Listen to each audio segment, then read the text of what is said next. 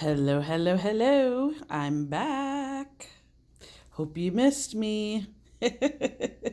Okay, today we're going to look at using Pythagorean theorem to find any length, and I should have written in here, of a right triangle. By the way, this only works with right triangles. Super important to know that. And I think that I noted that before, but I just wanted to make sure.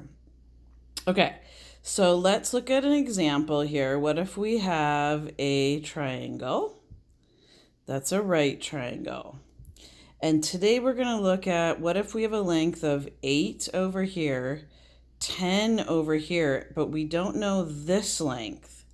Now notice the missing length is not the hypotenuse this time. So this is going to be a little bit different than last time.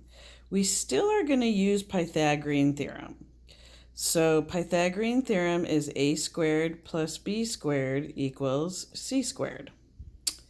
So we're going to fill in our lengths here. So we have 8 squared, that's this length, plus, do we know the middle length here? We don't know. So I'm just going to write b squared, okay, because I don't know that length. Equals, and we have, for c squared, we do actually know this one. This is 10 squared this time. So do you see how this is set up a little bit differently? Hypotenuse is always c. So I'm going to write that. Hypotenuse is always c. That's our c length, okay? So that's our longest length. We always make that c. A and b are kind of interchangeable. Okay, so let's keep going. So if we square this, 8 squared, 8 times 8 is 64. Plus, we don't know what b squared is, so I'm just going to rewrite it. Equals, what's 10 times 10? 100. Okay, well now we've got a situation of 64 plus something equals 100. Well, in order to figure that b squared out, we can use a little algebra here. Subtract 64 from both sides, and we can find our b squared. 100 minus 64 would be 36. Now we're not done here. That's just the square is 36.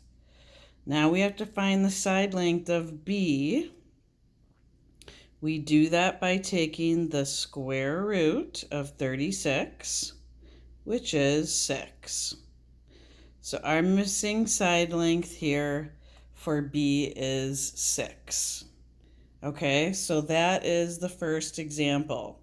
Now that's a very nice perfect square. Let's take a look if we don't have a perfect square. So we're going to take another example. Okay, what if in this case we have a triangle,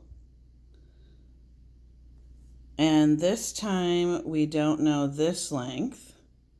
We know this length is 6 and this length is 9. Okay, so here we go again. We can label either one of these as a squared and b squared. They're pretty much interchangeable. This has to be my c squared because it's the hypotenuse. So we're going to do our a squared plus b squared equals c squared. I'm going to go ahead and make this one a in this case. So I'm going to call this a, which would be 6 squared, plus, we don't know b squared, equals our c squared, in this case is 9 squared. So I'm going to take my squares here, make them into perfect squares. So 6 squared is going to be 36 plus b squared equals 9 times 9 is 81. Now again, we have a situation here where we have to figure out our b squared. So again, the same thing we can do as last time. We can subtract 36 from 81. So I'm going to subtract it from both sides. And b squared equals 45. Now again, I'm not finished until I take that square root. Now this is not going to be a perfect square though. So again, you can approximate or use a calculator. So if I approximate here, square root of 45, what is that close to? Well, it's close to the square root of 49, which would be 7. Okay? But let's get a really, so we could say it's close to 7, but let's check in the calculator. Okay, so I'm going to put in 45 and square root it, and I get about 6.7. About 6.7 there.